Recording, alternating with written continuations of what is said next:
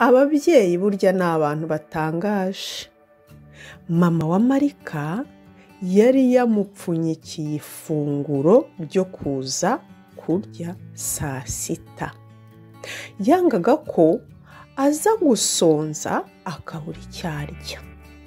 Amupfunyikira agapfunyika, nkubwira icyari kiri muri ako gapfunyika. Muri ako gapfunyika hari harimo agasorori k'ibiryo, harimo n'agacupa k'amazi ndetse na mushwari yo kuza kwihanaguza.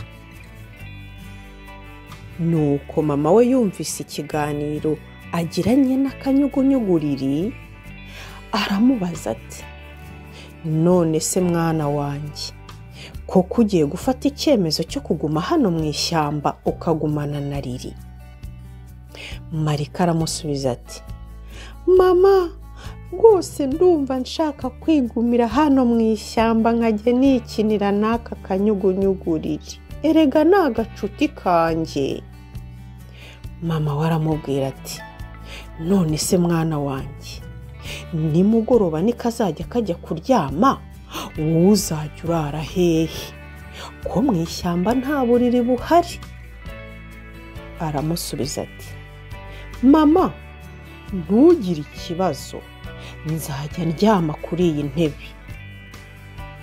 Mama we arongera aramubwira ati, mwana wa, uzajya uryama kuri iyi ntebe wiyorose iki? Mama, ntugire ikibazo, nta mbeho izanyica, nzajya mfata ibyatsi mbyiyorose. Mama we araseka cyane. Uzajya ufata ibyatsi ubyiyorose mwana wa? Wowe se wigeze ubona umuntu koko wiyorose ibyatsi?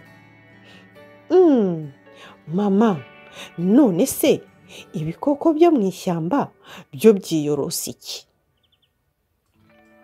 Mwana wanjye, ibikoko byo mu ishyamba ntabwo byiyorosa.